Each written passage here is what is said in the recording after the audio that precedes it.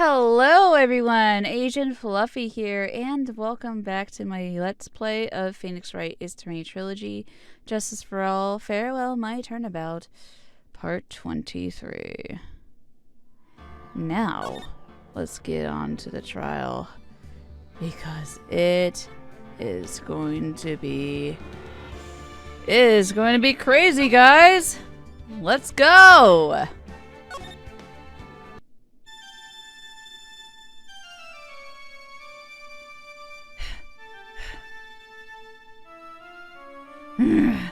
How did I get into this mess?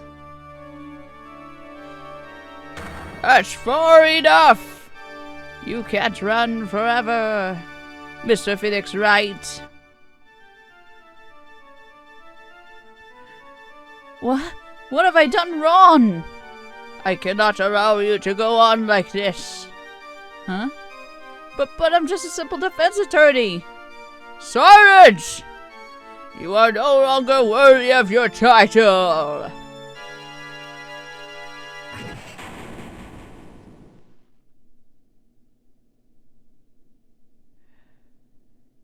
I've had this dream before, someplace, some time ago, as if this day was written into my destiny. Today, I'll stand in court as a lawyer, to prove a killer innocent. March 23rd, 9:43 a.m., District Court, Defendant Lobby Number 3. I'm sure we've seen this cutscene before in the very beginning of this Let's Play. But yeah. Oh, guys, I hope you guys are ready, because this trial is going to be one hell of a ride. Let's go. March 23rd, 9:43 a.m., District Court, Defendant Lobby Number 3.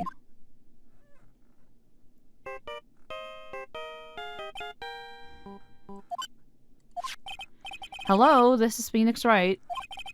You don't look so well, dude. You gonna prove me not guilty today, right?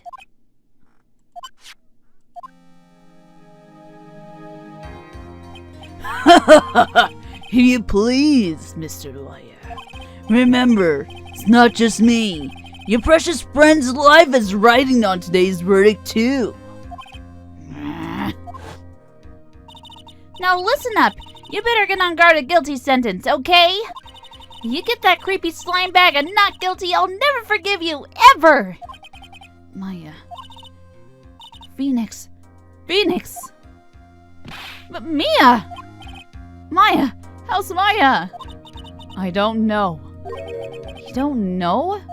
She hasn't tried to channel me since yesterday.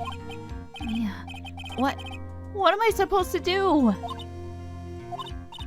Well, like I said, for a lawyer, the worst times are when you have to force your biggest smiles. But you can't give up. There's still some hope left. Stop it, please! There's nothing left. Not here. Not anywhere. It's that accursed on guard again! Will you leave me alone? Look, don't call me anymore. I mean it! You really mean Belle. Gumshoe, I'm really sorry. Where are you? They left me to join the investigation team. We're chasing after the killer, pal. Then you have some sort of lead? Sorry, but right now we got 0 leads on the guy. But we're not going to give up. Gumshoe. Until the trial is over, until the verdict is handed down, we're going to do everything we can to find the killer. If we can get Maya out, then you can get an on-guard guilty verdict he deserves, pal. That's true. I could do that if they found Maya first. You got that? So we have to do whatever you can to make the trial last longer. I had to make the trial last longer? If you go at Mr. Edgeworth with everything you got, then you two can draw it out. Oh, now I get it. I believe in you, pal. You and Mr. Edgeworth can do it. So, believe in us. We're gonna give it all we got, just like you. Got it. Thanks, Gumshoe. Hey, Phoenix. You understand now, don't you? You have something money will never be able to buy. Friendship. It's the strongest weapon in the world, and you have it in abundance. Yeah! Looks like we're coming to the end. I have to make the trial last as long as I can.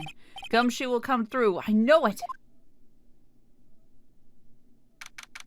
March 23rd, 10 o'clock a.m., District Court, Courtroom number 3.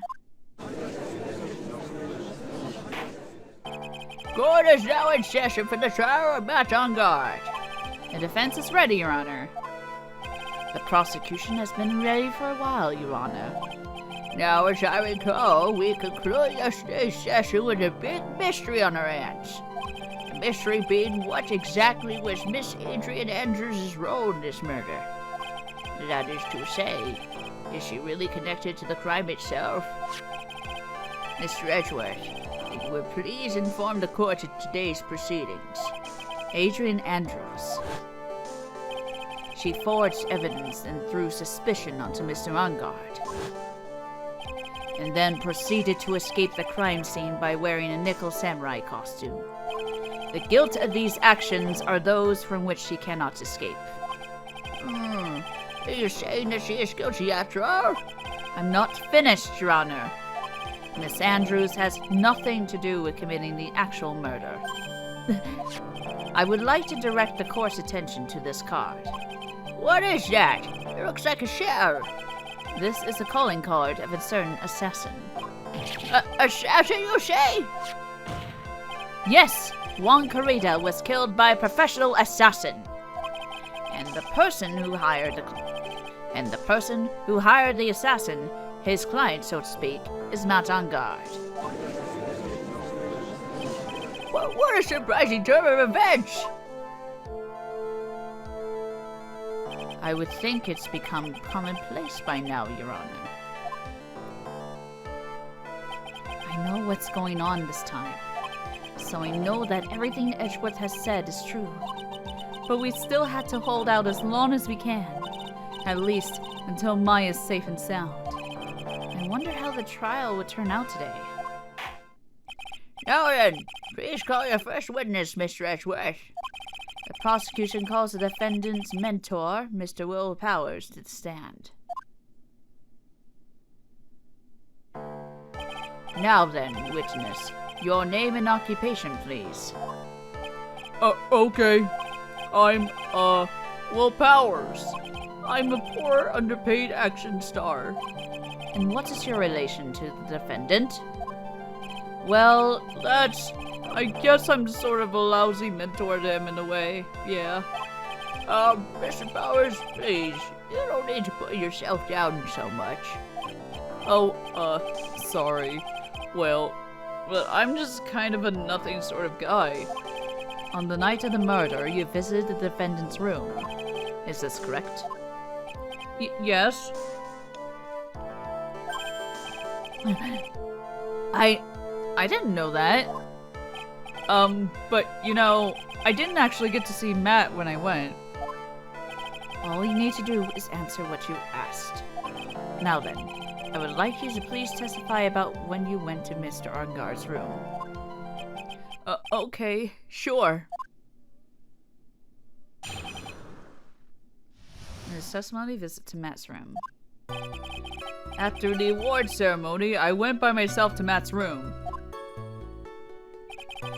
Matt was standing there in front of his room, still in his nickel samurai costume. He was talking with someone. At first, I thought it was the bellboy. I watched the two of them for a while, but then I gave up and went back. I had guests with me that night, and I couldn't make them wait for me. That sounds out of place in Mr. Powers' testimony. And talking with the bellboy is no big deal. If one assumes that the person Mr. Ungard was speaking with was an ordinary bellboy. What are you implying? Well, Mr. Wright, let's have your cross-examination, shall we? Looks like we're in for another sticky situation.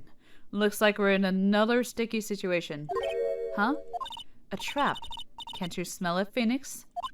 But for us to find out more, we're just going to have to change.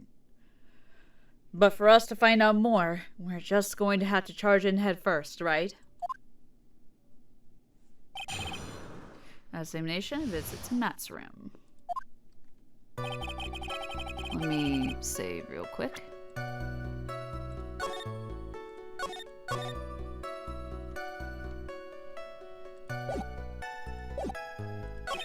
Matt was standing there in front of his room, still in his nickel samurai costume. The defendant's room? The defendant's room? Why did you go there? Well, I'm his mentor, like a big brother, sort of. And I want to say congrats. Well, what's wrong? Why did you stop? Mr. Wright! Well, what is it? You're going to try to trick me into a corner, aren't you? Huh? I know I'm just a poor underpaid action star, but I'm not the killer. No one said you were, Mr. Powers. No, please, don't trick me. Every time you do your lawyer thing, the witness suddenly turns into the bad guy. Every time? Witness, I will personally talk to the defendant at a later time. So for now, please kindly cooperate and continue with your testimony. Sorry. So, you went to the defendant's room, and then? Hey, wait a minute. When and how did they suddenly turn into the bad guy here?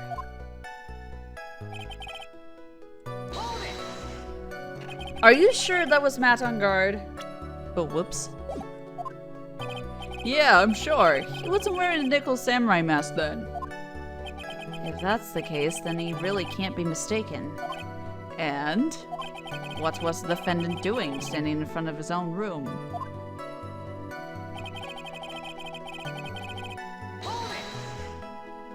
At first? What do you mean by that? Well, he was in a bellboy-ish uniform and he had a bottle of juice on the tray. Sounds like an ordinary bellboy to me. Yeah, but I didn't think he was a normal bellboy. And why was that? Why do they think that, Mr. Wright? How am I supposed to know? Sorry, but I can't remember right now. Sorry. I guess I'm going to have to wait patiently on this one.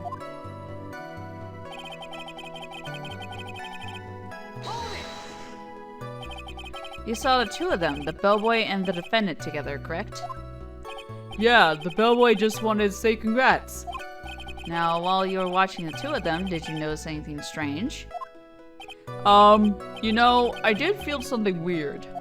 I think it was because Matt, well, he gave the bellboy a tip. A tip? That's a perfectly normal thing to do. So, how long did you watch the two of them? Not more than a minute or two, I think.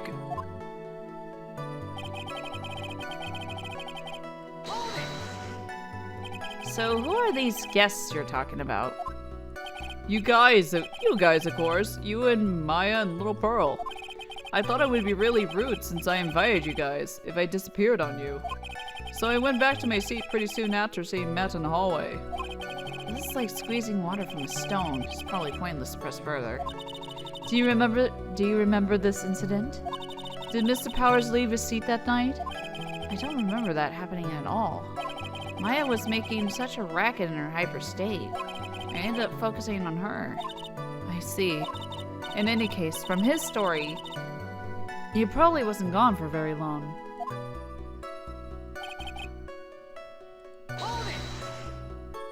The defendant's room? The defendant's room? Why did you go there? Well, I'm his mentor, like a big brother, sort of, and I want to say congrats. Let's see. I think I've read this before.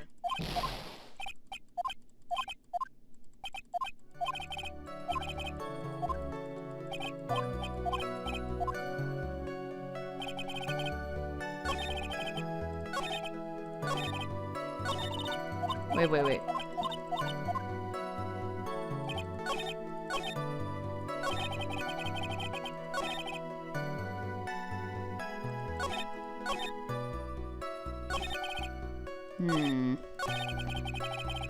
So then, give up my back.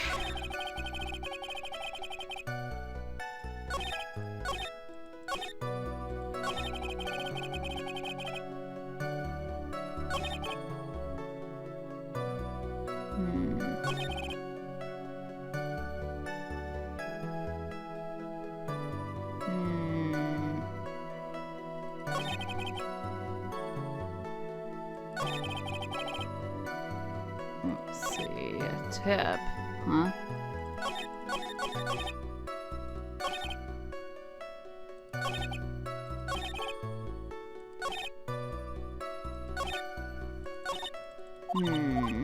That is... Damn it. At first? What do you mean by that? Oh, whoops. I didn't think he was a normal bellboy. And why was that? Why did I think that, Mr. Wright? How am I supposed to know? Hey, wait a second. Actually, Mr. Powers, only a few minutes ago you stated... You know, I did feel something weird. I think it was because Matt, well, he gave the bellboy a tip. Could it be that you felt something strange about the tip-giving incident itself? Oh, yeah, that's it. You really know your job. Mr. Ashworth, Yes, Your Honor.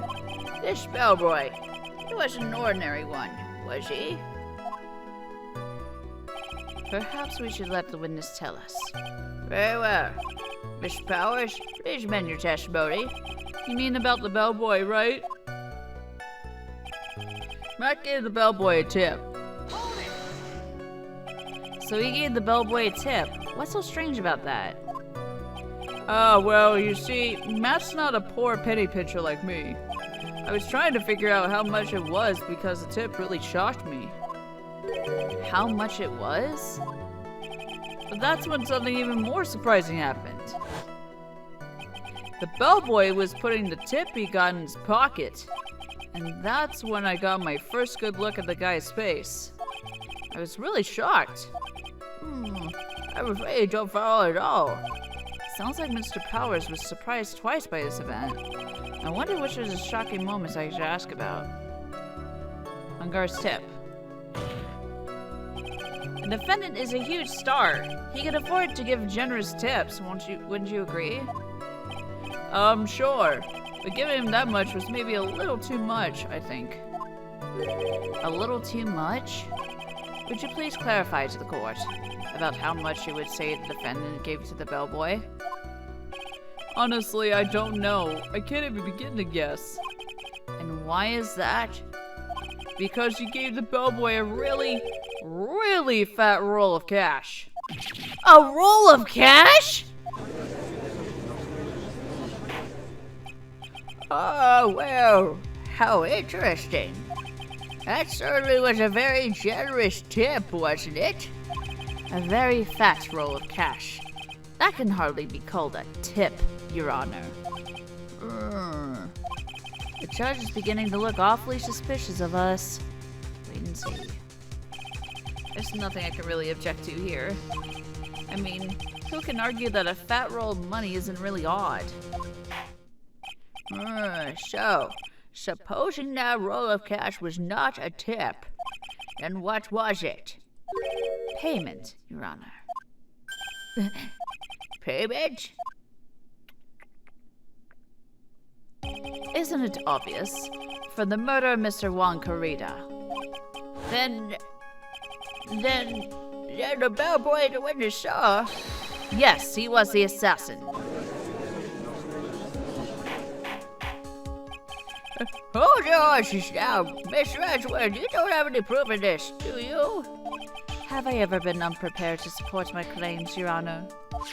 I have here the card Shelley the Killer left at the scene of the crime. Shelley the Killer? He is the person the police special investigations team has been chasing for ages. I am certain that the person the witness saw was this very assassin, Shelley the Killer. Well, really? What's wrong, Mr. Powers? No, nothing. Something just clicked in my head and I think I just figured something out. Oh? Actually, I saw that bellboy again later on that night. What?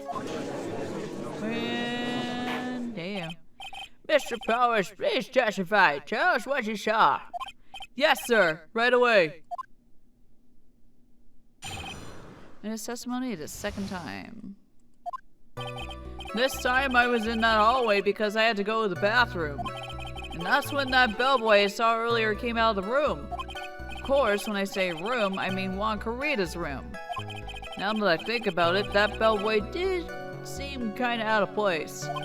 Yeah, so he had to be the assassin, I'm sure of it. I mean...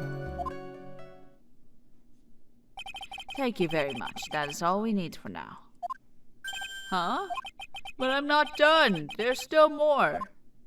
Let us first establish that the bellboy was truly Mr. the Killer. Then we shall see.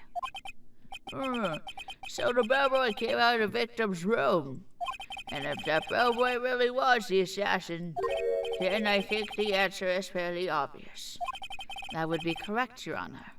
Well, Mr. Wright, I believe it is your turn to entertain and make us laugh.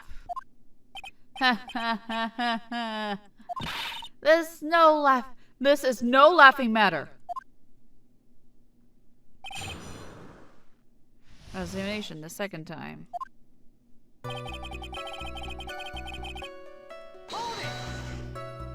And what time was it? Oh, well, I don't remember. The award ceremony ended around 8 p.m., right? And I went to Matt's room pretty soon after that. And then I came back. And then I went to the bathroom. So I guess maybe it was around 8:10 p.m. by that time. You're not one for details, are you, Mr. Powers? Sorry. I thought I could maybe catch Matt and say my congrats.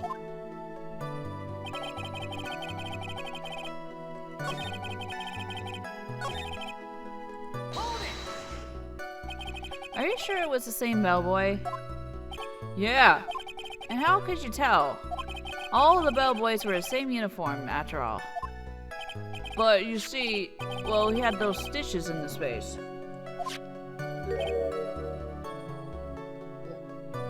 Ugh.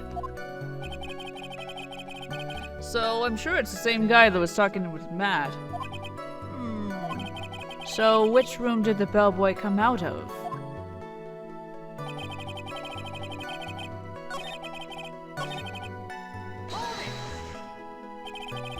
The victim's room, huh? Yeah, the one with all the really pretty flowers and teddy bears. It was Juan's room, all right. Words cannot describe how screwed I am. Let's continue with the testimony, shall we?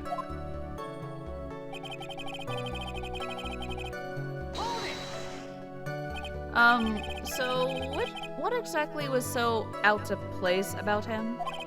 Right. Why the insipid grin? Maybe because I have no idea what damaging thing is going to say next? Well, the bellboy was empty-handed. Empty-handed? That bellboy was one of those room service people, right? But he wasn't pushing the cart and he wasn't holding the tray either. You call that a little strange too, wouldn't you? I agree that it is a bit strange, Mr. Powers. But is it really that unusual for a bellboy to be empty-handed? What should I do? Should I let Mr. Powers' testimony slide or try to pull a fast one? There's nothing strange or unusual about an empty-handed bellboy. But there really is. There really isn't. If you two are done being school children, bellboys are for room service. There is no reason for them to be empty-handed, ever. Your Honor, I ask that the witness' previous statement be supplanted with this new one. Edgeworth. Are you going to do whatever you can to make the bellboy look suspicious? I see. Very well. This court recognizes and grants the prosecution's request. Mr. Powers, you can amend your testimony, please. Yes, sir. I thought it was kind of strange for a bellboy to come out of guest room empty-handed. Well... Objection! I object to that. Mr. Powers? Yes? You're easily influenced by other people's words, aren't you? As soon as you heard that the bellboy might have been a killer, you got caught up in believing it must be true. But, is he really suspicious? He's got all those stitches and... So, a baseball has stitches.